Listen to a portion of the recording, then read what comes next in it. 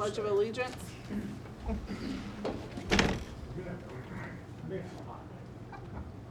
Pledge allegiance to the flag of the United States of America, to the republic for which it stands, one nation, under God, indivisible, with liberty and justice for all.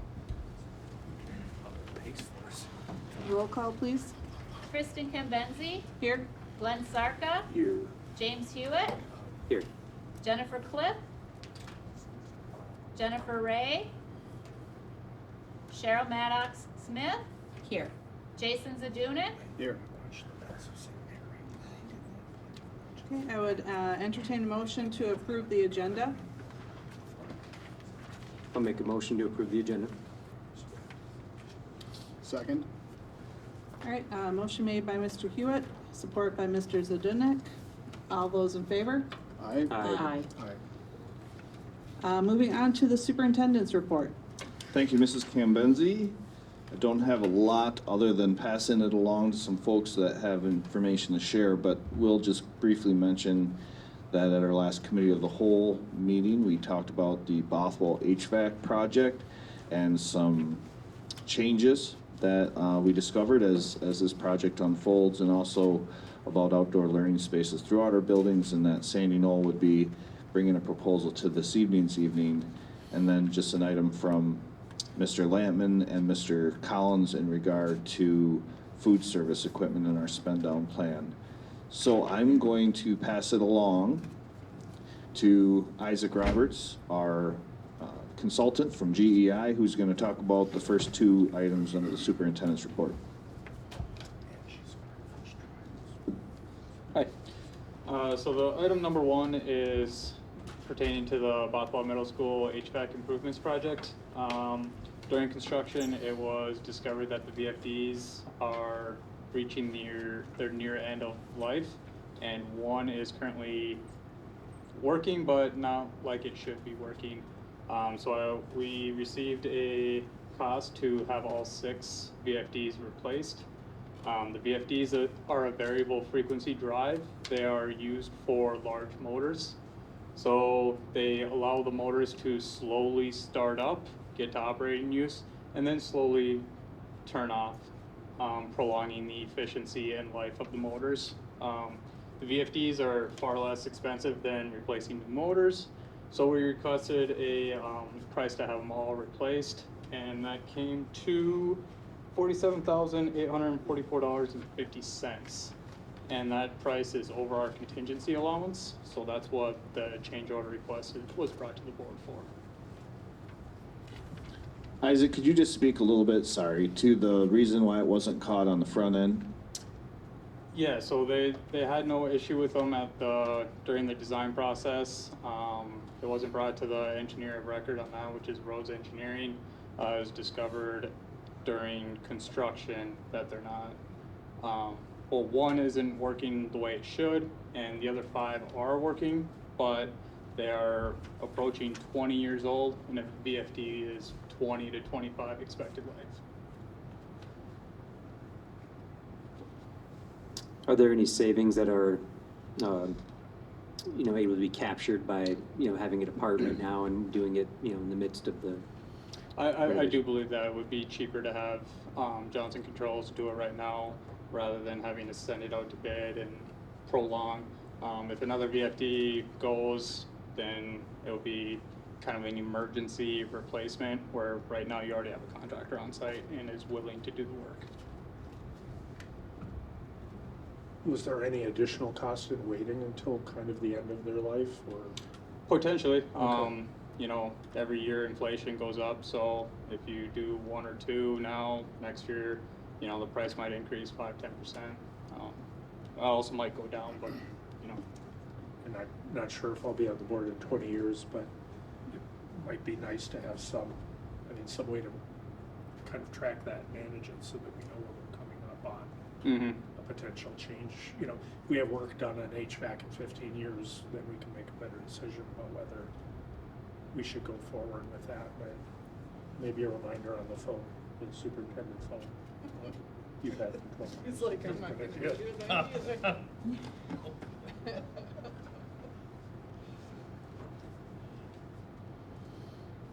Any other questions towards Bothwell? I just want to make sure it's clear that rather than put it out to bid or try to do part within a contingency, we thought it'd be easier to more or less modify or revise the proposal, the original proposal, so that we could get it all done. And there's still dollars left over in the contingency allowance. So at the end of the project, if those dollars aren't used, they're back to the school.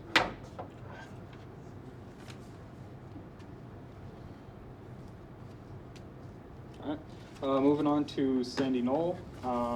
Earlier in the year, we had mentioned that outdoor learning is an emphasis for the school. So we had met with Ventura on replacing some equipment that has failed and then installing new equipment for the equipment that is 25 plus years old. We do have a quote from Ventura to have some new equipment installed. It was sourced through Sourcewell, where MAPS already has a contract with Ventura for. So it would be a purchase and install by Ventura for some outdoor learning at Sandy Knoll. And that dollar value is $39,597.98.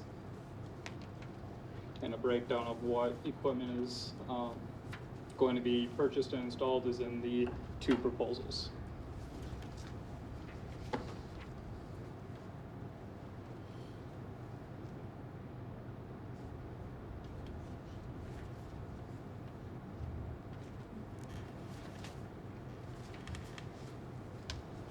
Based on previous conversations, is this the grant-funded project primarily being funded, or is this not the grant? We had, the original concept came from a grant that was available through our before and after school programs. And we realized there was some contingencies on that grant funding that we couldn't necessarily guarantee, but we didn't want to delay the project. It could still manifest, but we've got committees that have been working on this. Mrs. Brock is here. She's working with her teachers' parents. I was working on this kind of project when I was a principal at Superior Hills, just to give you an idea. And the grant seemed to be a little bit of a moving target. Hopefully it comes through. It might just be on the back end instead of the front end. Thank you.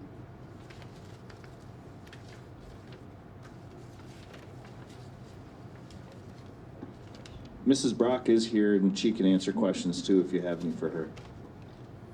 So, what equipment is gonna be replaced? Is the original, the little jungle gym area, is that still gonna be there?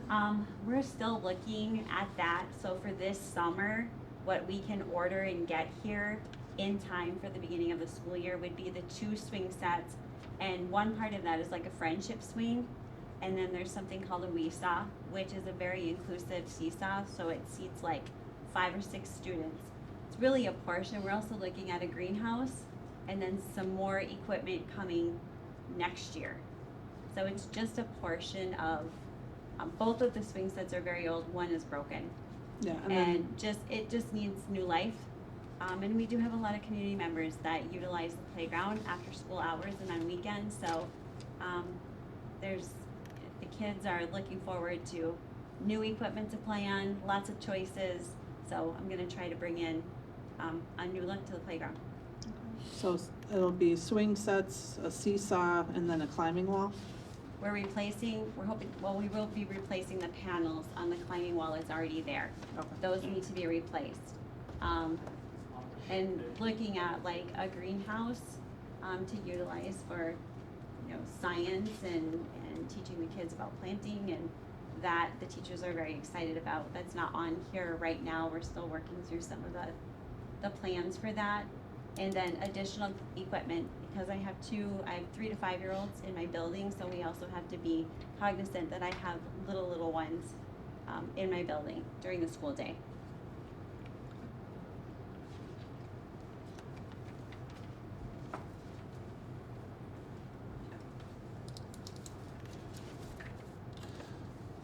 If there's no other questions, then I'll move on. Thank you, Mr.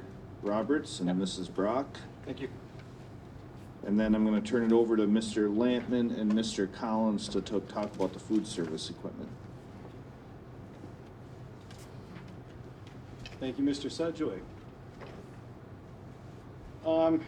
So as we've discussed at previous meetings, we've found ourselves in a position where MAPS, like many other districts in the state, have an excess fund balance,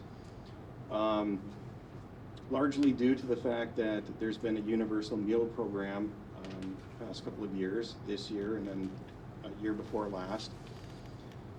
So ending last year, we had about $240,000 in excess fund balance dollars that we need to spend down this year. We've been targeting rolling that back into our food service program. As you're aware, you approved the purchase of a new food service truck recently. We've done combi oven, we've done some other things as part of this spend down plan. Tonight is just a continuation of that. So we're looking at replacing milk coolers across the district. And I think I'll bring Mr. Collins up.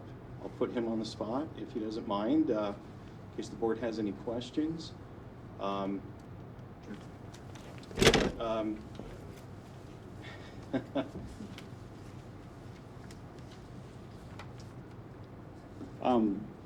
So our current milk refrigeration units, they are of unknown age.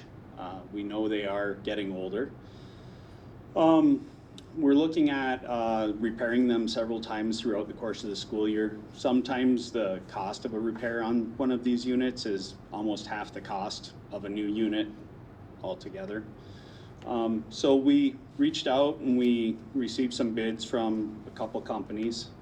And one of the bids that we received was for a forced air refrigeration unit.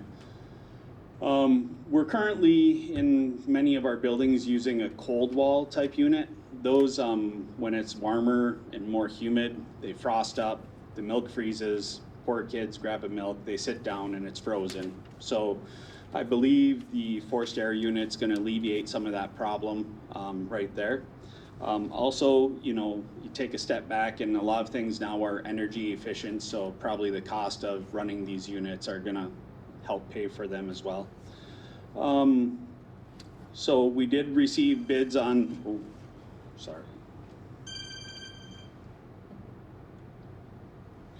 We did receive bids on a cold wall unit, and that was substantially cheaper than a forced air unit. The most inexpensive forced air refrigeration unit was from Hiawatha Chef Supply, and that was for 13 refrigeration units. That's district-wide. It gives us one backup in case one goes down. We can shuttle one out and do a quick change out if needed at any point in the school year. So the total cost of these units, if we do purchase from Hiawatha Chef Supply, would be $43,510. So, does anyone have any questions? Maybe it's included in here and I'm not seeing it. Is there any additional cost needed to retrofit anything for the installation of these, or are they just kind of plug in? I believe they're plug and play. Okay. How much food wastage was there because of the cold wall units? Would you imagine? Usually, if we have a frozen milk, we'll shuttle it back and it'll thaw out and it'll be just fine to consume. But you know, it's frustrating for the student. You know, they know right away when they grab it if they've got a frozen milk. Anyone else? No? All good? Thank you. Thank you. I have a question, and this might be more related to Zach or Jim.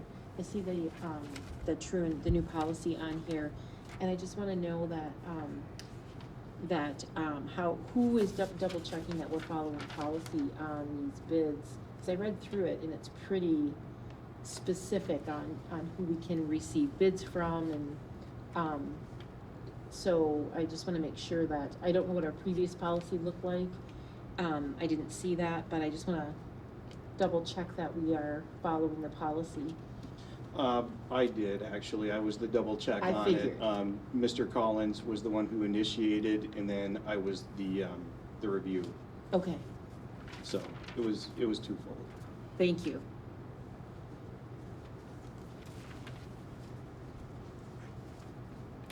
That's all I have. If there's no other questions, thank you. All right, thank you. Moving on to approving the consent agenda, which would include minutes of the regular meeting of March 18th, 2024, minutes of closed sessions of March 18th, 2024, personnel report dated April 2024, and financial reports of March 2024. I'll make a motion to approve the consent agenda. Support. All right, motion made by Mr. Hewitt, support by Mrs. Maddox Smith. All those in favor? Aye. Aye. Aye. Aye. Moving on to board committee reports. Committee of the whole meeting of April 8th, 2024. I think one of the things that we talked about was pay to play, which will be coming up in a little bit, in new business. We also discussed Bay Cliff briefly and our logo search. Following the committee of the whole meeting, we did meet with student council to discuss some of the submissions that we received and working on next steps for the logos. To hopefully be chosen by the end of this school year to be implemented by the end or beginning of next year, I think is kind of our hope. Does anyone have anything to add from the committee of the whole meeting? No? All right. Student school board representatives, no report. Comments from the public. I don't think we have any. No. Moving on to new business. Consider pay to play. Mr. Cedric, do you have anything for that? I don't have any further information from Okay. what I shared at the last meeting. All right, so as we had discussed at the committee of the whole meeting, we were talking about pay to play and ways to reduce, I would think. Mr. Zadunik, do you have anything you'd like to add? I do. I have a motion Okay. ready, and the motion would pertain to the MSHS athletic department's pay to play, pay to participate policy. And the motion is to reduce the $800 per family cap to $500 and reduce the per sport activity fee for district funded sports and activities by 25%. I'll support.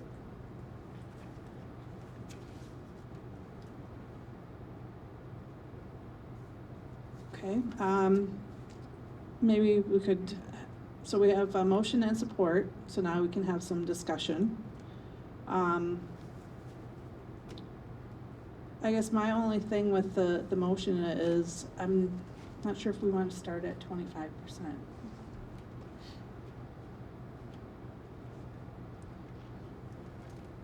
I guess what is the impact on the budget if we do this? What are we looking at year out?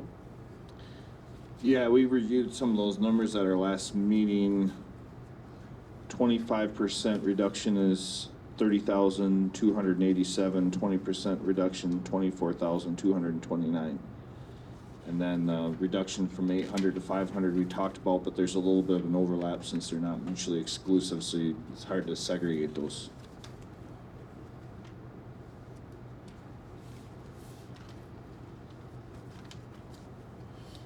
I don't know, for myself, just person speaking, I think with those two numbers, and again, granted, they're all, taxpayer dollars, so it's not, no amount's a small amount, but, relative speaking, for about approximately a $6,000 difference, I guess I'm comfortable to starting at that point. We did mention, I think in the last meeting, that,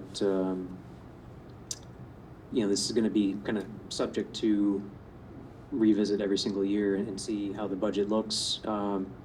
Love to say it would be permanent and we never have to talk about it again, but the reality, certainly budgetary concerns can change rapidly, and it's very dynamic from year to year with per pupil funding and covering these out of general fund dollars. But I think where we stand at the moment, I guess again based on those numbers, I'd be comfortable with that figure. And I guess I understand that. I guess I was thinking more 20, just because, yes, we're sitting fine now, but if we get into a spot somewhere down the road where we have to cut, it's a lot harder to cut and go back than it is to, still be doing well and add. One way to deal with this is with the sunset provision, and it would be a friendly amendment to the current motion to say that for the next school year, this would take place, and then each year we could renew it for the school year after that. What that does is it prevents us from having a vote where we might not want to take away the 25%, but it would give us an opportunity each year to renew it if things were going well. And I'm happy to amend the motion if you want to make it for the, and I should have added for the 2024-2025 school year. So I'd be more than happy to add that. Yeah, I mean, I'm all Revisit for in the favor of helping our parents. I would just want to make sure that we don't get into a spot where we have to start bringing it back, because I think that's harder to deal with.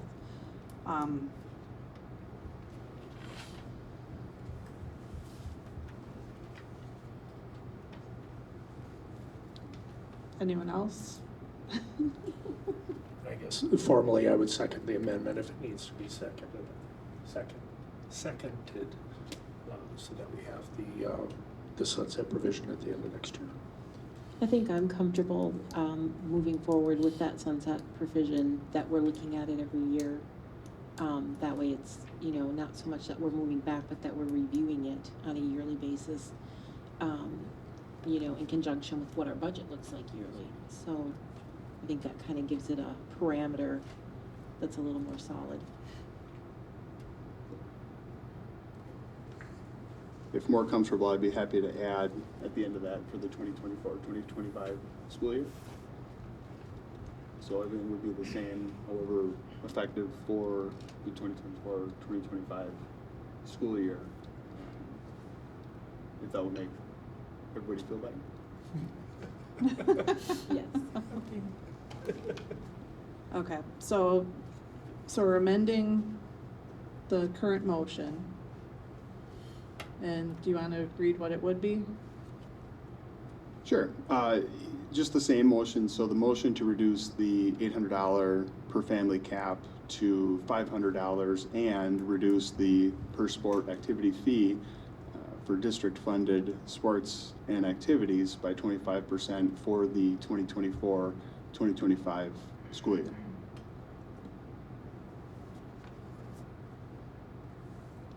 Okay, and second? I'll second. So Mr. Sarka, seconds. Any further discussion? All those in favor? Aye. Aye. Any opposed? Motion passes. All right, consider change order request for VFD replacement at Bothwell Middle School as recommended.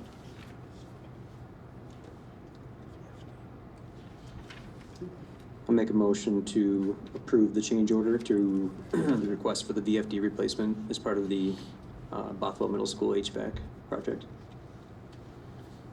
Second. Okay, motion made by Mr. Hewitt, support by Mrs. Maddox Smith. Any discussion? Hearing none. All those in favor? Aye. Aye. Any opposed? Motion passes. Consider purchase of outdoor learning equipment for Sandy Knoll Elementary School from Pentura LLC as recommended.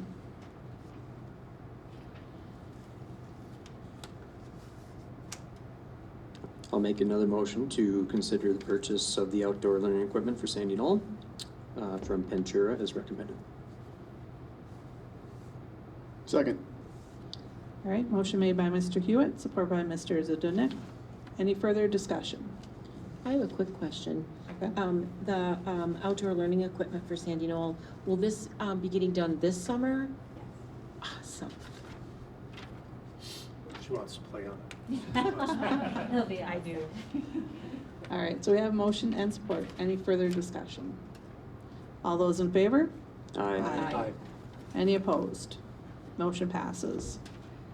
Consider purchase of the new milk coolers from Hiawatha Chef Supply as recommended. I will make a motion to purchase the new milk coolers from Hiawatha Chef Supply as recommended. Second. Motion made by Mr. Zadunick, support by Mrs. Maddox Smith. Any further discussion? All those in favor? Aye. Any opposed? Motion passes. Moving on to board member comments. We'll start with Mr. Zadunick. No additional comments, thank you. Mrs. Maddox Smith. Thank everyone for being here, and yes, I can't wait to see the new equipment at Sandy Knoll and play on it. Just looking forward to all the great changes and all the hard work put in by the board and the public. Mr. Hewitt. Just thanks to everybody, especially that Mr. Zadunick put a lot of time and effort into this pay-to-play discussion over the last, probably 8 months now or so, and thanks for him to spearhead that. I'm glad to see we were able to make some positive changes for all of our families in that area. So we'll hopefully keep our fingers crossed that we can continue and keep those costs as low as possible going forward. So. Thank you. Mr. Sarka. In the immortal words of Marcel Marceau in the movie Silent Movie by Mel Brooks, no. Board president comments. Just thank you for coming. And thank you, Mr. Zadunick, for all of your hard work with the pay to play. And yes, I will be looking forward to seeing Sandy Knoll's new equipment. My in-laws, it's like half a block from there, so we spend a lot of time over there. All right, announcements and other meetings. April 29th through May 3rd is Excellence in Education Week. May 1st is the MSHS Choral Concert at Kaufman Auditorium at 6:30. May 6th is the Committee of the Whole meeting here in the library at 5:30. May 7th is the MSHS Band Spring Concert at Kaufman at 6:30. May 9th is the Bothwell Band Spring Concert at Kaufman at 6:30. May 14th, you can tell it's the end of the school year, all Bothwell and MSHS Orchestra Spring Concert at Kaufman at 6:30. May 16th is the Bothwell Choral Concert at Kaufman at 6:30. And May 20th is our regular board meeting here in the library at 5:30. And then I would entertain a motion to recess to closed session in the central office boardroom under section 8C of OMA to discuss negotiations, and section 81H of OMA to consider a letter from attorney dated April 18th, 2024, as the letter is exempt from disclosure under state law due to attorney-client privilege. Make a motion to recess to closed session. All support. Okay, motion made by Mr. Hewitt, support by Mr. Sarka. Do we need a roll call for this? We do, yes. Okay. Glenn Sarka, Aye. James Hewitt, Aye. Cheryl Maddox Smith, Aye. Jason Zadunick, Yes. Kristen Kambenzi, Yes. recess to closed session.